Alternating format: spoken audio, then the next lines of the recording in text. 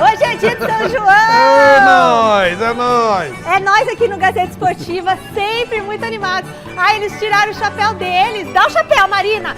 Dá o chapéu que eu vou pegar aqui pra eles botarem, pagar esse mico junto comigo. Pegar fogo, né? Ah, aqui... Ai, Jesus, Osvaldo! Ah, vai!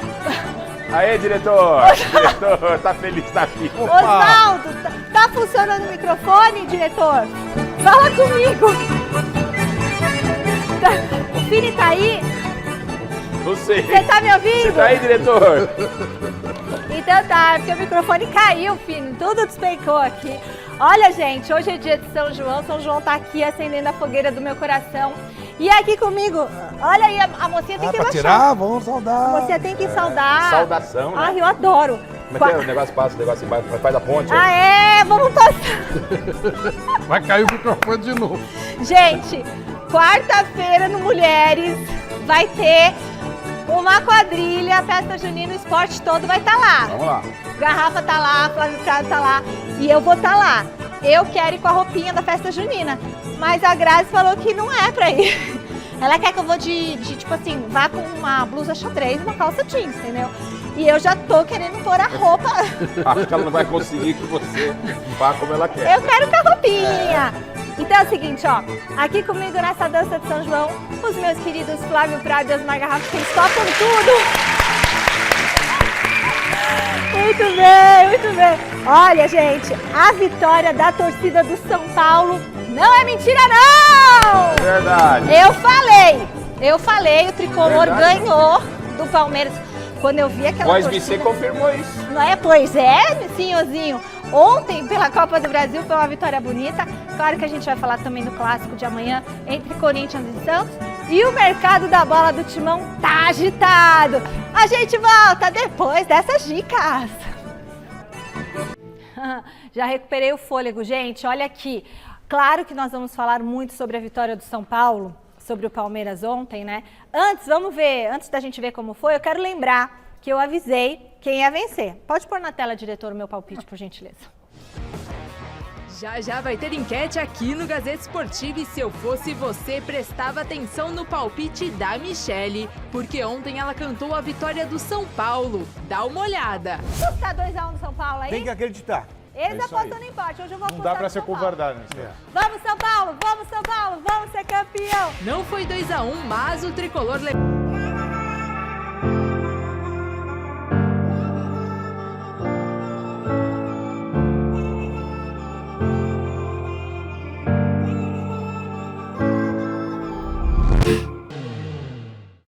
Pois é, a gente acerta aqui, hein? A gente, com aquela energia da torcida, não tinha como ser diferente. E agora é a vez de você, que está do outro lado da telinha, mas muito perto do meu coração, dar o seu palpite aqui no Gazeta Esportiva através da nossa enquete do dia. Vote no site gazetesportiva.com, tá bombando. Após o resultado de ontem, quem é o grande favorito para avançar na Copa do Brasil? É o São Paulo? É o Palmeiras? Ou não tem favorito? Flávio Prado. Boa noite, para mim continua sendo o Palmeiras. O São Paulo ontem teve uma jornada bacana, nós vamos falar sobre isso. Segunda-feira também o São Paulo jogou bem, mas na volta, daqui a 3 semanas é outra situação. E eu sempre aposto muito na superioridade do melhor time. E o Palmeiras é um time bem melhor que o time de São Paulo. Não sei o que você pensa, cara. Ah, tô com você. Boa noite, Flávio, Michele, todo mundo acompanhando o Gazeta Esportiva. Quando a gente fala aqui quem é o favorito, não significa que o favorito vai ganhar. A gente faz uma avaliação da situação, como é que está o confronto. O confronto está extremamente aberto. Tanto é verdade, o maior exemplo do que o palpite é válido, mas não é uma certeza concreta, foi a decisão do Paulista. O Palmeiras tomou de 3-1, né? Lá no Morumbi, e no jogo da volta meteu 4 no São Paulo. O que dirá agora, com 1 gol de diferença, com toda a atmosfera que a torcida do Palmeiras vai criar no Allianz Parque o mês que vem, com o time que tem o Palmeiras é favorito. Se vai ficar com a vaga ou não, é uma outra questão, porque o jogo é jogado e o lambari é pescado, meu amigo. Olha, e boa noite, mestre Alberto Helena Júnior. Depois do jogo de ontem, tem favorito nesse duelo para avançar na Copa do Brasil? Os dois aí, essa dupla dinâmica, matou a charada. Toda essa vantagem que o São Paulo teve pode desaparecer, porque, entre outras coisas, esse resultado se deve também ao trabalho da equipe apoiada pela torcida. A torcida está fazendo muita diferença, esse negócio de torcida única. E o Palmeiras vai jogar em casa, sobre a torcida dele. Eu não sei, não. Acho que, em princípio, continua sendo o Palmeiras. Aí sim, né? Bom, daqui a pouquinho a gente vai falar muito sobre o clássico de ontem. Antes, bora pro Parque São Jorge conversar com o Thiago Salazar. Boa noite, Salazar. Tô sabendo que o mercado da bola do Corinthians anda fervendo. Conta pra gente as novidades.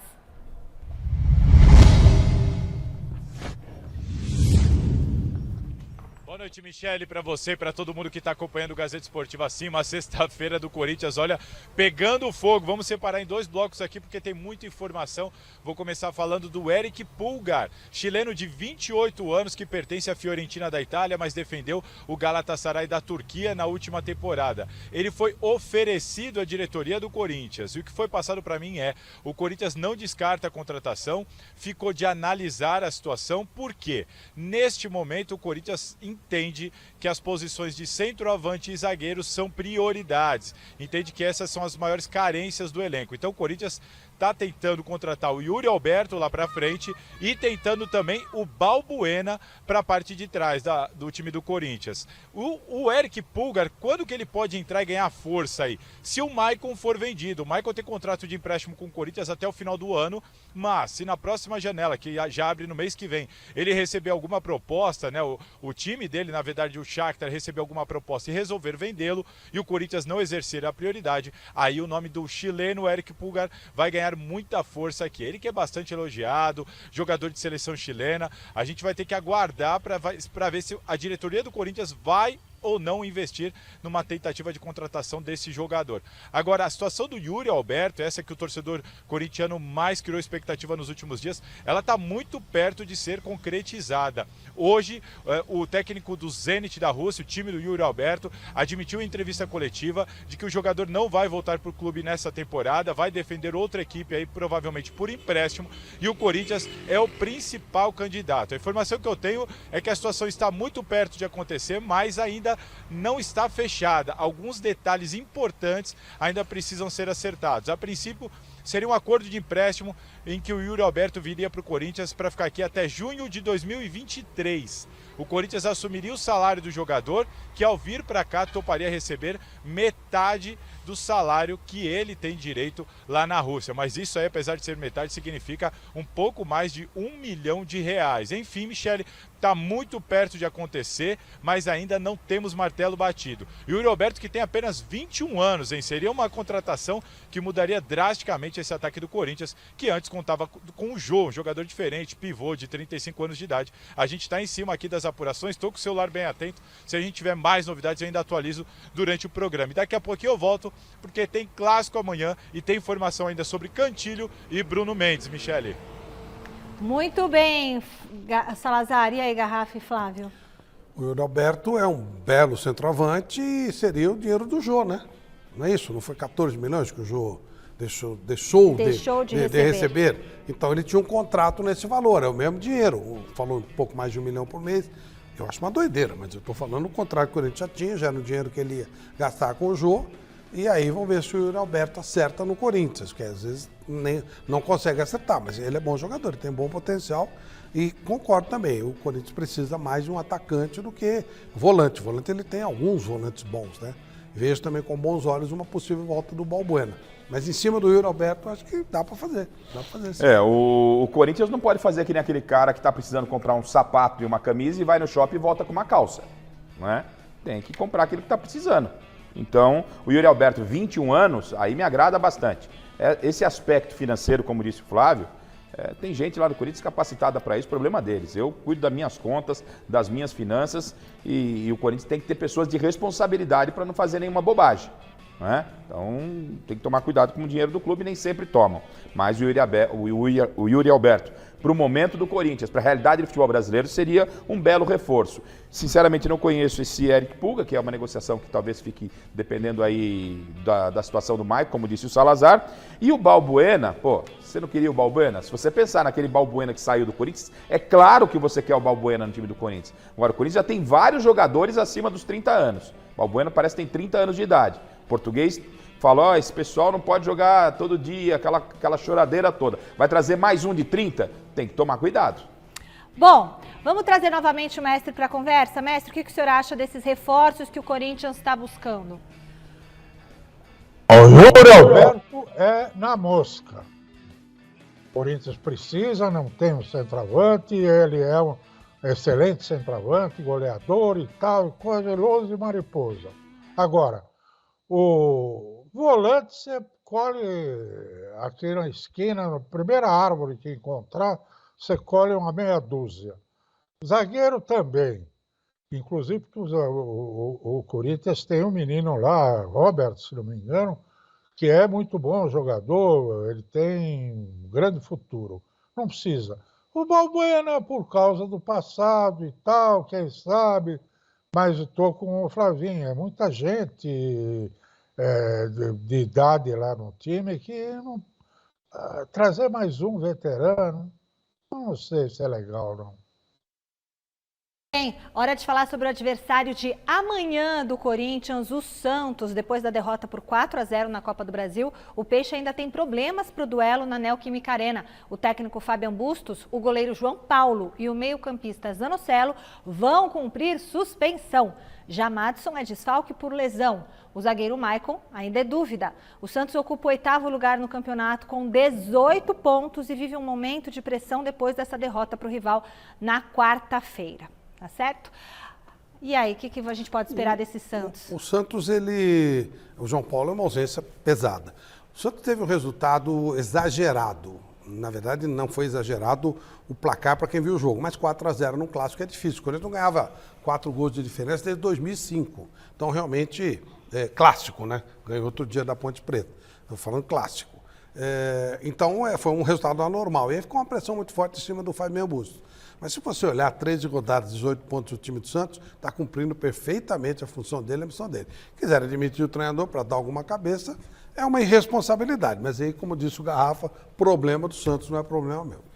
Eu estou com o Flávio nessa. O Bustos está fazendo o que pode fazer com o Santos. Trabalho muito bom do Bustos. É claro que a rivalidade tem o seu peso. É claro que perder para o Corinthians como perdeu, tomar esse sacode de 4, complica. Vai que leva uma outra chacoalhada, a pressão aumenta. Mas seria uma insanidade, não vai resolver os problemas do Santos. Caso venha uma nova derrota, você demitir o técnico, você aumenta o problema. O Bustos é muito bem quisto pelos jogadores, o grupo está fechado com o treinador, o trabalho tem sido bom e o Santos tem... Eu sei que o torcedor não leva isso em conta, né? Mas a diretoria, os homens que comandam o futebol, Edu Dracena, tem que levar. O Santos vem com muitos desfalques para pegar o Corinthians embalado aí na arena. Então é osso duro de roer. O Corinthians é favorito para o jogo. Muito bem. Olha, agora a gente vai falar sobre uma entrevista que o ex-jogador Richarlison concedeu ao podcast Nos Armários dos Vestiários. O ex-volante revelou que é bissexual. Vamos colocar na tela uma das declarações dele. Abre aspas. Pelo tanto de pessoas que falam que é importante meu posicionamento, hoje eu resolvi falar. Sou bissexual. Se era isso que faltava, ok, pronto. Agora eu quero ver se realmente vai melhorar, porque é esse o meu questionamento. Richarlison é o primeiro jogador que atuou na Série A do Brasileirão e na seleção a falar sobre o assunto. Na longa entrevista, o atual comentarista ainda lamentou a violência que existe no Brasil contra os homossexuais. Importante também o posicionamento do Richarlison, né? Uma pessoa muito querida. O preconceito, ele anda colado com a ignorância. A ignorância, ela leva a preconceitos, em todos os sentidos. Preconceito de cor, preconceito de raça, preconceito de opção sexual. As pessoas deveriam ler um pouquinho mais, ver na história como é que as coisas eram, como é que as coisas funcionaram, como é que era na Roma Antiga, na Grécia Antiga, dos grandes poetas, e por aí vai. Ele optou por falar a respeito do tema, ótimo, tudo bem, ele não tem obrigação nenhuma, no meu modo de entender, de falar sobre o tema ou não, optou por falar e a gente respeita, não muda em absolutamente nada o que eu penso do Richarlison, um cara do bem, um cara bacana, uma família muito legal, que eu sempre respeitei, um baita de um jogador que todo mundo respeitava dentro do campo, que era duro jogar contra ele, ele optou por falar, ok, sorte para ele, continua sendo o mesmo Richarlison ponta firme que a gente sempre teve aqui, independentemente das opções dele. E agora numa nova carreira, do nosso lado aqui também. E tá bem, viu? Né? Tá comentando bem. E tá mandando muito bem, viu? Comentando muito bem. Richarlison é pedra 90. Muito bom. Beijão pro Richarlison, é isso aí. Chegou a hora de falar do grande clássico de ontem. Alexandre Silvestre foi ao Morumbi, preparou a reportagem que você vai ver agora. 3 dias após amargar uma derrota doída para o Palmeiras, quem riu por último foi o São Paulo. Ah, o bendito futebol. Hoje você veio bem motivado para a coletiva e vai dormir com os anjinhos? Não vou dormir com o anjo, porque eu durmo pouco e também acho que eles já me abandonaram há algum tempo. Motivado?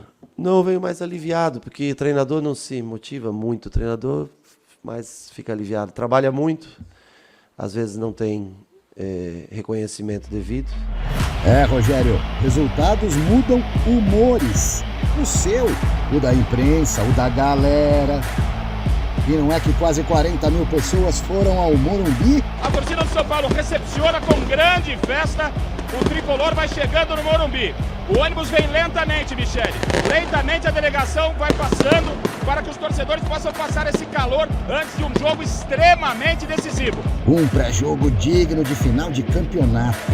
Hoje é uma decisão, principalmente, como eu disse, para o São Paulo. Joga em casa. E para não deixar a vitória escapar dessa vez, Rogério Ceni foi teimoso. A maior lição que eu tiro é acreditar nas próprias convicções. O time que jogou segunda é o mesmo time que jogou hoje. O jogo teve 180, mais 8 e 7 de acréscimos, 195 minutos. 194 minutos nós tivemos na frente. 1 minuto o Palmeiras esteve na frente. Já o adversário, com o reforço de 2 titulares, Marcos Rocha e Zé Rafael, nem pareceu o Palmeiras de sempre. O Palmeiras não chutou nenhuma bola dentro do nosso gol. Eu acho que não foi o jogo, né, que a nossa equipe esperava, realmente um pouco abaixo do que a gente vem produzindo. Do minuto 1 em diante, praticamente só deu tricolor na etapa inicial. Caleri colocou o Everton para trabalhar. Pressão enorme que furou a defesa do Verdão quando o ataque do São Paulo, no pé de ferro, no peito e na raça, abriu o placar. Toca no Patrick, que é gol. Fico feliz de estar ajudando, né? Tô tendo oportunidade, então tô fazendo gol. Mas calma, tranquilo. É como ele mesmo fala, né? Hoje ele é magro, né? Hoje, magro. Ironias da bola, mito. E se o Diego Costa tivesse metido contra antes do intervalo? E se o Arboleda não tivesse virado feio o tornozelo meses antes da Copa? E se o comandante fosse Maria vai com as outras? Não adianta você julgar, não, porque o Miranda não podia ter entrado. Eu escutei muita gente falar no final do jogo. E aí? O Miranda entrou em que minuto hoje? Perto dos 40, Rogério. Mas ontem à noite a bola do Scarpa não teve o endereço certo, nem a testada do Mike. E o tricolor venceu de cabeça erguida. Mas sabe o que é? Às vezes as pessoas gostam de atacar o treinador porque ele representa muito a instituição. E eu garanto para vocês que o cara que melhor pode representar a instituição, nesse momento de dificuldade do clube, está aqui. Muito bem, Rogério. Aliás, foi 1-0 com sabor de goleada. Fala. Sabe aquele 1-0? Então, quando você tem um time inferior, como é o caso do São Paulo, aqueles que estão por cima, que estão mais estruturados no momento, que no caso são o Flamengo está embaixo, mas tem uma estrutura diferenciada, Atlético Mineiro e Palmeiras, esses times passam a ser os times a serem batidos, especialmente por aqueles que eram seus desafiantes, que estiveram anteriormente em momentos melhores. Então, ganhar do Palmeiras para São Paulo foi uma coisa excepcional. O jogo foi muito parecido com o jogo de segunda-feira, só que no jogo de segunda-feira, o Palmeiras conseguiu realizar aquelas jogadas que ele faz, do ataque à bola, ataque ao espaço, e fez os 2 gols e acabou ganhando o jogo. Para o São Paulo foi uma festa, foi um evento, né? E aí é o caso de pensar, né? Eu tenho muita vergonha de quem fica falando que o time era sem vergonha porque tomou a virada em 4 minutos. É o mesmo time que segurou, jogando do mesmo jeito que tinham jogado. É sem vergonha ou não é sem vergonha? É um time inferior ao Palmeiras, que se superou em 2 jogos, encarando de igual para igual um adversário que é superior a ele. Mas a tendência natural, é óbvio que o São Paulo ficará atrás do Palmeiras no Campeonato Brasileiro e muito provavelmente será eliminado da Copa do Brasil, porque o Palmeiras hoje está muito mais estruturado que o São Paulo. O resto é conversa fiada. Então, o jogo, o São Paulo foi extremamente superior em todo o jogo e mereceu a vitória. Mereceu a vitória. O São Paulo jogou com alma, jogou com dedicação, né? Como o Flávio disse, sem vergonha, com vergonha, eu concordo com ele, mas eu entendo que faltou alma ao São Paulo no primeiro jogo. O São Paulo até fez um bom primeiro tempo na partida de segunda-feira, mas o São Paulo não tratou o jogo, não respirou o jogo, porque o jogo só acaba quando o juiz apita. Essa história do Rogério, o Palmeiras ficou 1 minuto na frente do São Paulo. Em 2 jogos, uma vitória para cada lado, Rogério. Isso não tem como mudar. Você não vai fazer que nem o Fernando Diniz, que outro dia disse, acho que quando o técnico do São Paulo, nós vencemos o segundo tempo, eles venceram o primeiro. Gente, o jogo é o todo. Então, nos 2 jogos, uma vitória do São Paulo e uma vitória do Palmeiras. Não é? Então, ontem não. Ontem o São Paulo brigou. O São Paulo jogou com vontade, o São Paulo jogou com tesão, coisa que a gente não viu. Porque não pode tomar assim. Pode, você vai tomar como tomou. Mas não da forma que tomou 2 gols na segunda-feira. Como o pessoal, sabe? Achando que já tinha acabado o jogo. Eu não achei isso, né? não. Eu achei que foi falta de atenção. Mérito total do Palmeiras. São Paulo se perdeu quando tomou o gol. Tomou mérito, segundo, Flávio, contra o time superior. O Palmeiras Flávio, superou, o Gustavo gente. Gomes livre para marcar o gol. Ninguém marcou o Gustavo Gomes. Mas era o final. Acho que às vezes dá sabe quantos gols o Gustavo Gomes fez até agora? Por isso mesmo. Fez quase 30 gols. Ele não tem como marcar o Gustavo Gomes. Ele ataca a bola. Quando a bola chega... O Garrafa tem uma técnica. Como é que você faz? Você funga no cangote do cara. Você tem que fazer só encostar no cara. Você acha que ninguém fez isso com ele? No lance, se você mostrar os primeiros jogo, não. Ele ataca a bola. No primeiro jogo, não. Ele ataca a bola, é muito difícil. Você precisa até um beliscão nele, o Murilo, o lançamento do Scarpa, isso aí é quase impossível marcar. O problema é que não se tira o mérito do São Paulo. O Palmeiras é melhor. Claro. O São Paulo ontem foi muito feliz, algumas peças do Palmeiras não funcionaram. Mas não tem nada a ver com vergonha ou não vergonha. É que o outro é melhor. Vergonha, não usei esse termo, concordo contigo. E não viu o São Paulo desligado, não. O Palmeiras se impôs no momento final do jogo. E só pra fechar, o diretor separou 2 lances aí, rapidinho, Fili, pra dizer que a gente passou batido. O lance do Dudu, muita gente reclamando em redes sociais. Se foi falta ou não, era um lance interpretativo. O Klaus entendeu que o jogo devia ser, pode ter sido falta ou não. O que o Palmeiras não pode é reclamar que a partir desse lance, o Palmeiras tomou o gol. Não, porque o jogo ficou parado, reiniciou o jogo. Você pode discutir se foi falta ou não foi falta. Isso é uma questão. Ponto. Se não tivesse marcado a falta, não tinha saído o gol. Então, se não tivesse jogado, também não teria saído o gol. Então, o Palmeiras, a partir desse lance, o Klaus foi lá, conversou com o Dudu, o Palmeiras recompôs a defesa e tal, o jogo começa do 0. E aí sai o gol do São Paulo. Então, acho que não há o que reclamar aí. E o Gomes não fez nada com o Caleri sabe disso, naquele lance que teve essa confusão aí toda na beira do campo. O Caleri sentiu que era o melhor momento do Palmeiras do jogo. O Gomes deu esse chute na bola, o Caleri fez que acertou ele, deu uma esfriada no jogo, isso é a malandragem. Isso faltou ao Palmeiras, ao São Paulo no primeiro jogo, malandragem. Muito bem. Mestre Helena, o que o senhor... Primeiro eu gostaria de saber o que o senhor achou do jogo, mas eu também gostaria de saber se o senhor acha que o São Paulo foi, digamos, displicente no final da outra partida para tomar a virada do Palmeiras e o que o senhor achou desse jogo do São Paulo? Em primeiro lugar, não houve displicência, houve aquele medo natural que os times brasileiros têm quando estão ganhando o jogo, está no fim da partida, vai todo mundo lá para trás, enche de zagueiro, de volante, e aí o outro adversário acaba fazendo os gols, né? Isso foi o que aconteceu nos 2-1 para o Palmeiras. Agora, ontem o que aconteceu foi o seguinte: o São Paulo, pela primeira vez nesta temporada, consegue fazer um bom jogo nos 2 tempos da partida. Essa é a verdade. Que no segundo tempo, o Palmeiras dominou, atacou, não saiu o gol, os gols só foram sair no final. Mas ontem não. Ontem o São Paulo jogou bem os dois tempos, sobretudo o primeiro tempo. E, em contrapartida, o Palmeiras, eu estou sentindo que o Palmeiras está meio, sabe, frouxo. Não está com aquela pegada que é peculiar desse Palmeiras aí do Abel Ferreira. Fica complicada a vida do Palmeiras se ele continuar com esse comportamento em campo. Se manter uma alta performance assim em todo jogo, né, mestre? Uma hora vai ter uma oscilação. O Palmeiras era um jogo a mais. O São Paulo era o jogo, porque ele ia ganhar, tentar ganhar do time a ser batido. 35 mil pessoas. Tinha mais gente nesse jogo do que no que perdeu. Bora pro CCT da Barra Funda com o José Paz. Boa noite, querido Zé. O que mais o Rogério Ceni falou sobre a vitória de ontem? Fala, Mi, boa noite para você, boa noite para todo mundo que está acompanhando aí mais uma edição do nosso querido Gazeta Esportiva. Pois é, Rogério Ceni revelou um bate-papo que ele teve com Carlos Belmonte, diretor de futebol do São Paulo. O que aconteceu? Na segunda-feira, depois do choque rei válido pelo Campeonato Brasileiro, que o São Paulo acabou perdendo por 2-1 para o Palmeiras, o Rogério foi lá, meio tristão na coletiva, a gente até trouxe esse trecho aqui no Gazeta Esportiva, dizendo que ia conversar com a diretoria para saber o que a diretoria queria, se queria priorizar o Campeonato Brasileiro, se queria priorizar a Copa do Brasil, se ele entraria com o titular nesse jogo contra o Palmeiras, com o time titular ou não, enfim. E aí o Rogério revelou pra gente ontem na coletiva que ele bateu um papo com o Belmonte o chamou na sala dele, aqui no CCT da Barra Funda, para passar confiança pro treinador São Paulino, pro mito tricolor. Vamos conferir. Eu conversei com o Belmonte, ele me chamou à sala dele, por volta de 10 da manhã.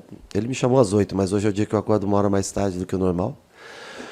E eu sentei, ele falou para mim, quero que você fique muito à vontade, a decisão é exclusivamente sua. Se você quiser botar todo o time em reserva, nós estamos com você. Se você quiser botar todo o time titular, nós vamos te apoiar. A decisão que você tomar será respeitada e apoiada pelos dirigentes do clube. Essa foi a única conversa que eu tive com ele. Tive conversa sobre outros assuntos também, mas aí já não vem ao caso de usar jogadores para o dia de hoje. Conversamos sobre outras coisas, mas 5 minutos. Então, foi exatamente isso, essas palavras que ele falou para mim. E eu fico contente. É um cara que está junto com a gente lá sempre e que dá suporte. É um dos que mais atua. Ele, Muricy, são os dois que estão mais presentes com a gente. O próprio Rui está bastante presente com a gente.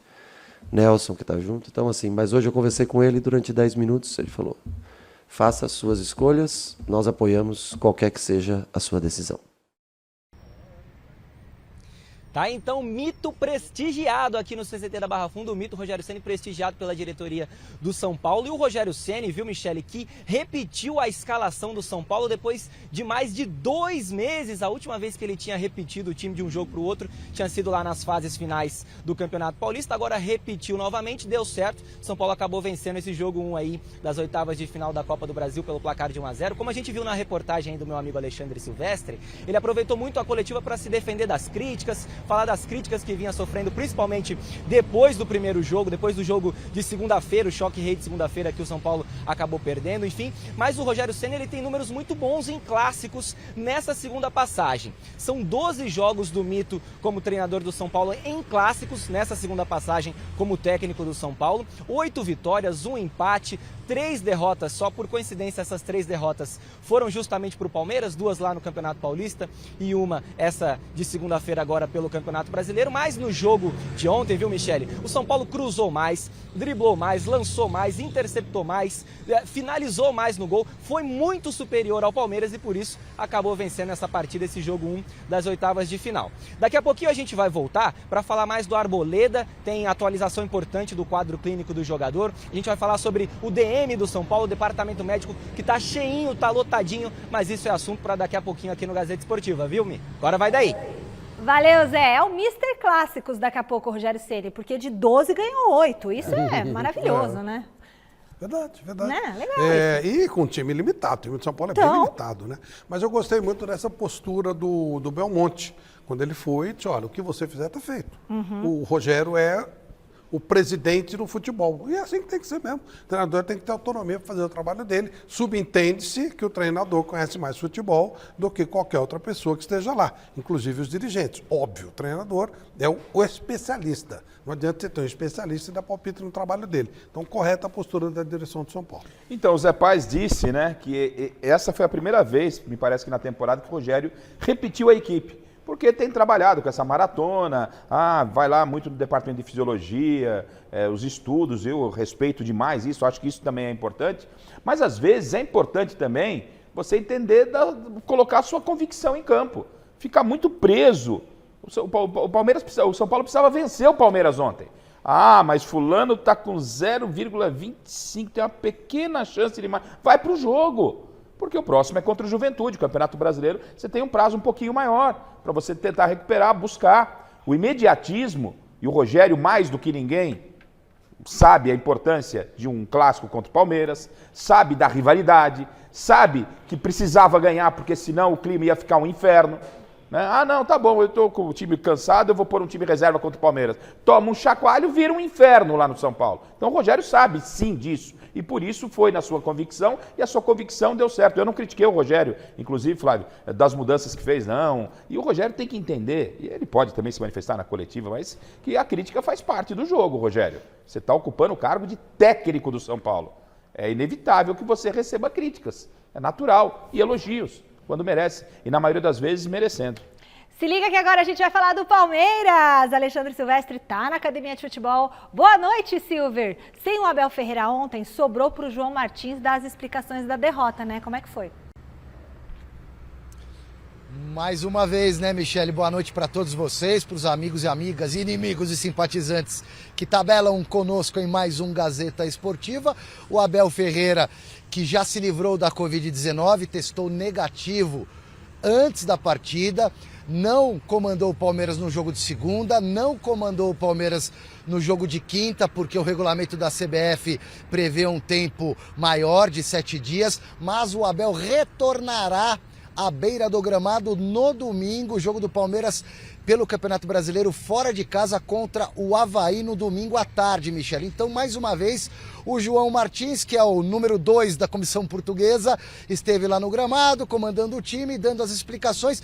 O João Martins reconheceu que o São Paulo foi superior, mereceu a vitória, entrou com mais energia, talvez até pelo fato do São Paulo precisar dar uma resposta, como disse o Flávio aí no estúdio, para o São Paulo era um jogo de vida ou morte, para o Palmeiras mais um jogo importante, mas ele reconheceu a superioridade do adversário, porém deu uma cornetadinha na arbitragem, porque para o português número 2, houve irregularidade no início da jogada que resultou no gol do São Paulo. Vamos ouvir o João Martins. É verdade, mas não vamos arranjar essas desculpas. O adversário foi mais forte, mereceu ganhar, essa foi a realidade. Não fomos capazes de criar, de ter as nossas oportunidades. Tivemos, que eu creio, 6 finalizações, nenhuma no golo. O adversário também não criou muito. Tivemos ali um momento de desconcentração, porque toda a gente viu a falta que foi, só o árbitro é que se lembrou de não ver essa falta. Sabíamos que ia ser um jogo muito agressivo, porque na segunda-feira acabou da forma que foi, estávamos à espera disso, o árbitro devia-se ter preparado para isso, só faltava o Reinaldo pisar o Dudu, de resto fez tudo, o árbitro marcou mão. Disse que o Dudu deu a bola com a mão, não se percebe isso, é incompreensível. Depois o Gomes saiu para falar com o árbitro, houve ali uma momento de desconcentração que não deveria ter acontecido, assumimos a nossa culpa, mas queríamos era que a falta tivesse sido marcada e se calhar aquela ação não tinha acontecido, mas sem desculpas. Sim, notou-se ali um bocadinho de cansaço, o adversário foi mais forte e essa é que é a realidade da história. São Paulo foi o mais forte, venceu por 1-0 o primeiro jogo, a Copa do Brasil, o mata-mata daqui a 2 semanas ou até mais dias, acho que é dia 14 o jogo da volta no Allianz Parque. O Palmeiras joga por uma vitória por 2 gols ou mais de diferença para avançar para as quartas de final, o empate é do São Paulo e veremos o que vai acontecer. Já eu volto, Michele, para falar mais do Palmeiras, que tem 2 compromissos seguidos, um pelo Brasileirão, outro pela Libertadores, longe de casa. Muito bem, Alexandre Silvestre. Eu acho um pouco deselegante quando o treinador, né, no caso o João Martins lá, faz o nome do maestro, né, ele fala do time adversário. O São Paulo também não criou muito. E depois ele fala do lance do Dudu, que o Reinaldo e tal. O que vocês acharam de tudo que ele falou? Eu acho que estava na hora de São Paulo perder, estava com problema. Perdeu? Você sabe São que Paulo perdeu? O Palmeiras. Você sabe que eu tenho um netinho que é palmeirense, né? O japonesinho, o pai dele, fez ele ser palmeirense. O molequinho nasceu há 3 meses e não sabia o que era derrota. O molequinho queria saber como é que funcionava esse negócio. Então foi bom perder, né? De vez em quando tem que perder para poder explicar como é que é. O molequinho não sabia. Sentimento. Só ganha. O Palmeiras não perdeu 300 anos, aí, 19 jogos. E vai ser assim. Vai continuar sendo assim. Ontem foi uma exceção. Tanto é que o São Paulo fez uma festa enorme. São Paulo não ganhou nada, não ganhou nem a classificação. E foi uma festa. Parecia que tinha vencido uma Copa do Mundo porque ganhou do Palmeiras. Vê como é que o Palmeiras está importante e tá grandão. E foi 1-0, hein? Não foi uma goleada. Nada. O Palmeiras perdeu só 4 partidas na temporada. E uma do Chelsea que não chegou a perder. E 2 partidas foi pro São Paulo. Olha só. Mas então, você vê que... lógico. Vê como o Palmeiras, como é importante ganhar do Palmeiras hoje, mas não ganhou nada. Então, ganhou moral. Faz parte. Isso aí, o Palmeiras é e muito esse lance do Dudu, então a audiência rotativa... Eu até achei que foi falta, assim, em cima do Dudu, mas o gol do São Paulo é uma falha séria do sistema defensivo do Palmeiras. Fica olhando, o Patrick entra entre os dois e faz a jogada. O gol não está ligado à falta. Não está mesmo. Sabe por quê? Porque são lances distintos. O que você pode reclamar, por exemplo, vamos supor, tem uma falta que o árbitro não dá, o lance segue e sai o gol. Aí você pode reclamar. Então a gente pode discutir aqui, foi ou não foi falta? Tá bom, ele entendeu que foi falta pro São Paulo. Aí já tá zerado, né? Zerou. Começa um novo lance. Com a rapidez que eles fazem a bola. Demorou o quase dinamismo do Começou jogo. quase 2 minutos. Então vamos supor, quando você pode reclamar, quando tem uma falta, o juiz não dá, acontece um gol, você fala, olha, no lance do gol teve a falta. Aí tudo bem, você vai claramente discutir. falha de marcação. Falha da Patrick entra no meio de 3 e bate, faz o gol. Falha de marcação. Não adianta chorar. Ótima defesa. Não tem nada a ver. A gente pode ficar discutindo, vai pro bar lá, não foi falta, mas não tem nada a ver com o gol, porque o Palmeiras teve todo o tempo para iniciar uma nova jogada e recompor a sua defesa, e ela falhou. Então aí, toda vez que perde, sempre vai arrumar uma desculpinha. O São Paulo foi merecedor no resultado de ontem, ponto final. Você achou que foi falta? Podia ter dado, eu não daria. Eu não achei não, achei que foi uma disputa. Até achei que foi, mas... Disputa forte ali. Como diz o Garrafa, quanto tempo? Mas não tem nada a ver com o gol. Podia montar a defesa. Pra não ficar em cima do ouro, tá bom, falta. Mas é um lance interpretativo, Michele. Um lance interpretativo. O Klaus entendeu que foi toque de mão do Dudu. Ponto. Olha quanto tempo, olha isso, ó. E vai. Parou, não. O jogo foi parado, né, Flávio? Olha a defesa postada, ó. E aí, olha o que eles deixam ser feito, ó. Bem anormal para a defesa do Palmeiras. Passa, mas passou, hein? Falha da defesa. O jogo foi paralisado, o Klaus foi lá saber, Dudu, tá tudo bem, o cara pisou na sua mão, tá tudo bem com você. Começou o jogo de novo, aí não tem nada a ver. Bom, o Salazar volta agora para falar mais um pouquinho do Corinthians. O que a torcida está querendo saber é como que chega o time do Vitor Pereira para o clássico de amanhã, Salazar.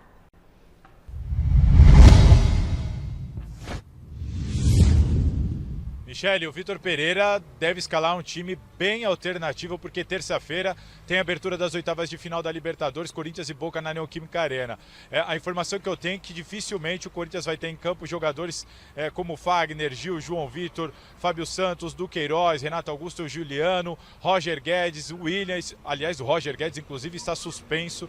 Mas, enfim, o Corinthians deve ter um time bem modificado para essa partida contra o Santos. É amanhã na Neoquímica Arena, às 7 horas da noite. O Corinthians, se vencer, volta a empatar em número de pontos com o Palmeiras, e o Palmeiras vai enfrentar o Avaí fora de casa no domingo às 4 horas da tarde. O que a gente pode esperar desse Corinthians é um Corinthians bastante modificado, seja por lesão ou seja por opção de Vitor Pereira. Agora, 2 jogadores podem jogar amanhã, e aí isso é novidade. Um deles é o Cantilho, isso porque a Conmebol decidiu punir o Cantilho com 2 jogos de suspensão pela expulsão dele contra o Boca Juniors lá na Bombonera, na primeira fase da Libertadores. O Cantilho já cumpriu 1, vai ter que cumprir o segundo justamente na abertura das oitavas de final. Então o Vitor Pereira, que perdeu o Paulinho, perdeu o Maicon, agora perdeu o Cantilho para essa partida, vai ter que quebrar a cabeça para montar o meio-campo do Corinthians. Então por isso o Cantilho deve ser titular amanhã contra o Santos. O Bruno Mendes, enfim, saiu no bid, está liberado, é reforço para o Corinthians. já a partir de amanhã, tanto para o Campeonato Brasileiro, ainda vai ser inscrito na Copa Libertadores, só não vai poder ajudar o Corinthians na Copa do Brasil. Então, Vitor Pereira pode ter essas duas novidades e o restante a gente deve ver um time recheado de reservas, recheado de garotos. Vamos ver, quem sabe, será que vai ter oportunidade para o Luan? Eu acho que não ainda, mas vamos ter que aguardar. Agora, só para encerrar da minha parte, uma atualização. Conversei com algumas pessoas aqui durante esse intervalo sobre o Yuri Alberto. Que foi passado para mim, a situação é a seguinte: o Corinthians colocou a proposta na mesa. Espera uma resposta do Zenit. O Corinthians acredita que essa resposta não vai demorar. Por aqui há muita esperança, mas muita cautela, porque o que foi passado para mim é que tem muitos clubes atrás do Yuri Alberto. O Corinthians entende que é quase um sonho, mas que não custa tentar. E que o Zenit deve enviar para o Corinthians uma contraproposta no sentido de algum pedido de compensação financeira para liberar o jogador. E aí sim o Corinthians vai avaliar se é viável ou não. Ou seja, está quente, mas ainda está longe desse martelo ser batido. Tem muita água para rolar embaixo desse rio. Michele, vamos aguardando e eu vou atualizando todo mundo aqui sobre esse mercado do Corinthians, seja no Gazeta Esportiva ou lá no site, tá bom? Passa a bola para vocês. Bom final de semana a todos. Aquele abraço. Aquele abraço, Salazar. Brigadão. E aí, Garrafa e Flávio Prado? Eu entendo que o Vitor Pereira tá, se realmente confirmar essa informação aí do Salazar, é que tá certo, tem que colocar um time alternativo contra o Santos, Campeonato Brasileiro, o Corinthians é vice-líder, tem a mesma pontuação, poderia ter a mesma pontuação do Palmeiras, está um pouquinho atrás do Palmeiras, mas a prioridade fica sendo o jogo contra o Boca, né? Não tem muito como fugir, não tem. No futebol brasileiro, o Abel já entendeu isso, o Vitor Pereira parece que tem algumas dificuldades, então pode ser que amanhã ele entenda que o jogo é mais importante que o jogo contra o Boca. Não é. O jogo contra o Boca é mais importante que o jogo de amanhã contra o Santos, principalmente porque o Corinthians já ganhou do Santos nesse meio de semana. Mas era outra competição, né? Sim, claro. O Corinthians, são coisas diferentes. O Santos é uma coisa, o Boca é outra coisa. Sim. Então dá para fazer dois times diferentes, dependendo da ideia do que ele tenha de conceito tático de cada um dos jogos. O Corinthians tem um elenco limitado, a molecada está segurando a onda. Ao contrário do que a maioria diz, para mim, quem está segurando a onda para o Corinthians não são as estrelas que vieram de fora, são os meninos, os miúdos, como diz o Vitor Pereira. Eles estão resolvendo os jogos. O Cantillo, que ainda não é um menininho, mas é um cara novo também. Esse pessoal que está segurando a bronca para o Corinthians. E o Santos, ao contrário do São Paulo, o Santos baixou muito a cabeça. O São Paulo, quando perdeu do Palmeiras, falou, vamos lá, vamos tentar reagir. Não me parece que o Santos tem essa força para responder de imediato. Então amanhã dá para o Corinthians conseguir alguma coisa boa contra o Santos, independentemente do time que vai a campo. Fosse você o VP, você entenderia que o jogo mais importante para você e com o que tem de melhor é o jogo contra o Boca, porque você faz a primeira partida aqui e depois vai decidir lá. Se o Corinthians quer alguma coisa em termos de Libertadores, é no jogo contra o Boca. É esse jogo aqui. Você faria o quê? Se eu fosse o VP, eu cuidava do Campeonato Brasileiro, porque Libertadores não é muito a praia. Né?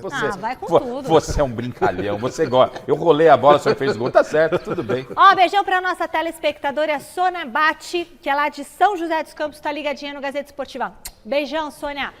E um beijão muito grande. Vem aqui, dá um abraço daqui na mãe. Chega mais.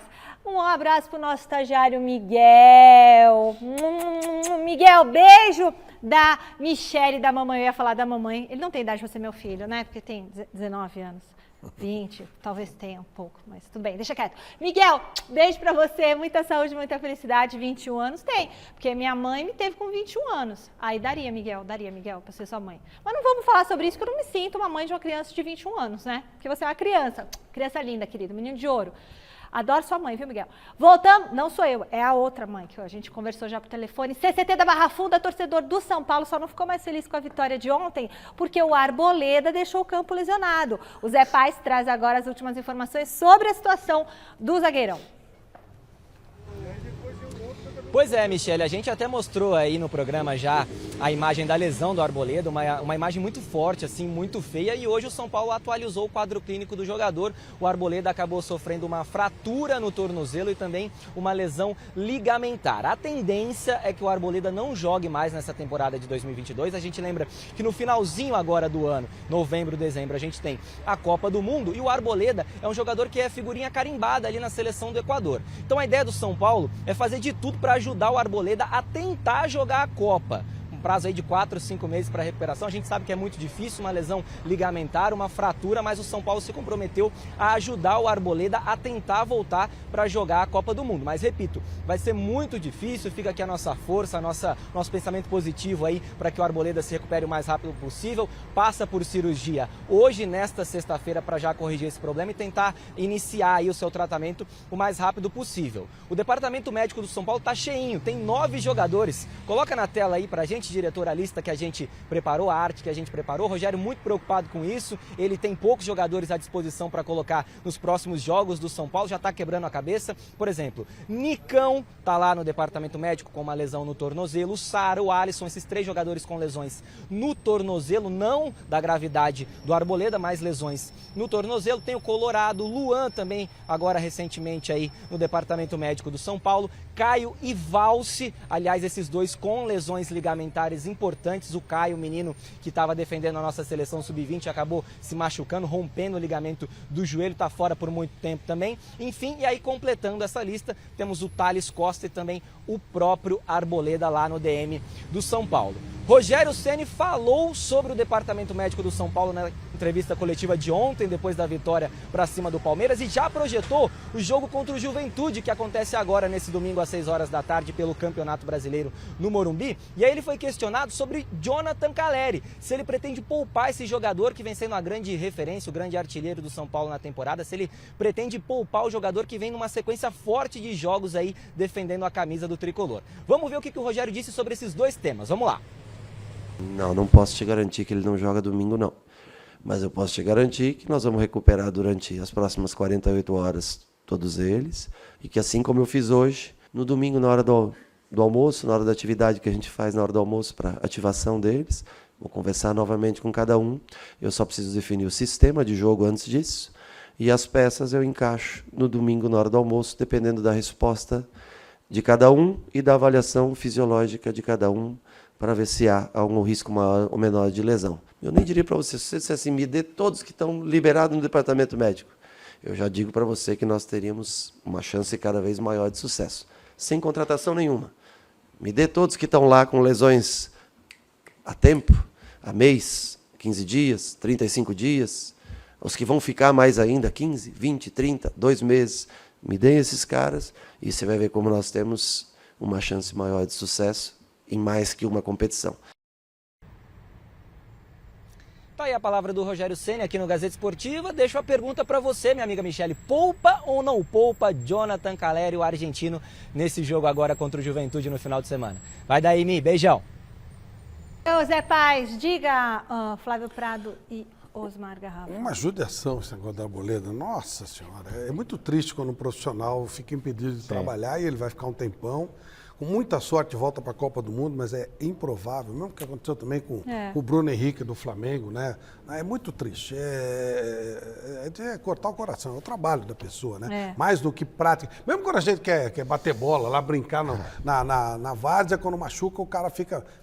eu desejar muita sorte que Deus ilumine os médicos que operaram o Arboleda, que vão operar o Bruno Henrique, torcer para que ele se recupere o mais rapidamente possível.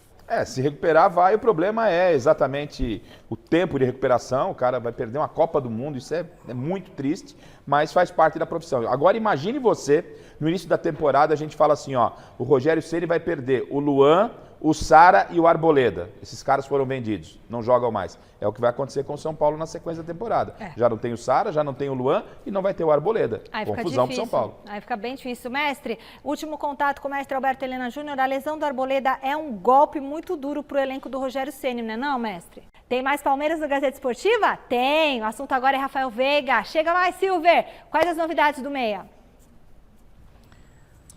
Ele treinou sem limitações hoje, Michele. O Veiga se machucou no jogo contra o Atlético Mineiro, no Allianz Parque. No início da partida, né, uma lesão muscular, não foi das mais graves, mas tirou o Rafael Veiga de 5 jogos do Palmeiras. Ontem daria para ter jogado no sacrifício, ou nem tanto no sacrifício, até daria. Mas a comissão técnica do Palmeiras com prudência, preferiu esperar, segurar mais um pouquinho. O Veiga deve retornar, pelo menos para jogar alguns minutos, domingo em Floripa, na ressacada, Campeonato Brasileiro contra o Avaí, e aí ficar plenamente à disposição para retomar a titularidade no jogo de quarta-feira. Estreia do Verdão no mata-mata da Liberta. É o primeiro jogo das oitavas de final, fora de casa, em Assunção, contra o Cerro Porteño. Portanto, a volta de Rafael Veiga à vista. Boa notícia para a torcida do Palmeiras, pro Abel e companhia. Michele, boa noite. Silver. E aí, que beleza essa notícia, hein, para a torcida do Palmeiras? Mas olha que loucura, hein?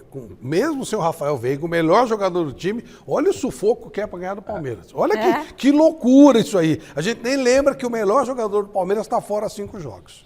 Até porque o Scarpa tava comendo a bola, né? Então é o nível do Palmeiras. Dá pra jogar os dois, né? Tranquilo. Esse é o nível do Palmeiras. Então você perde um jogador, mesmo ontem, quando tinha as alterações, você saía entre o Wesley, sabe? O Danilo não estava legal, mexe, é peça de reposição. O Palmeiras é o melhor time aí da América, isso é inquestionável. Se vai ganhar tudo, a gente não sabe, tem que esperar para ver, né, Flávio? Imparável esse Palmeiras? Mais ou menos. Quem foi que nem tanto, né? Nem tanto, mas é o time a ser batido, como disse o Flávio.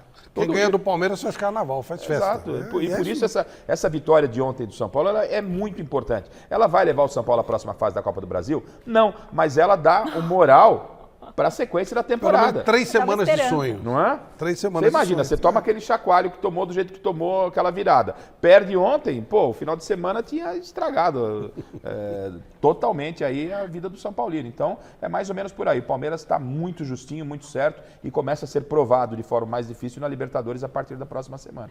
Bom, vamos dar o resultado da nossa enquete. Depois desse resultado de ontem, quem que é o grande favorito para avançar na Copa do Brasil? É o Palmeiras, né, gente? 60% dos votos. Ninguém se ilude. Mas foi importante para o São Paulo ter esse respiro e para o Rogério Ceni também, né? Senão já começam a falar, será que o Rogério Ceni é bom? Domingo, 9 da noite, Mesa Redonda Futebol Debate, certo, Flávio?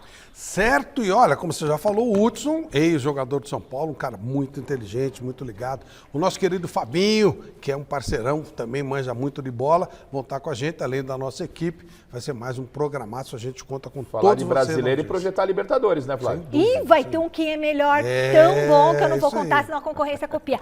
E vai ter uma entrevista exclusiva com o Luiz Fabiano também. Né? Nem sabia, olha que bom. E um monte de presente pra vocês, viu?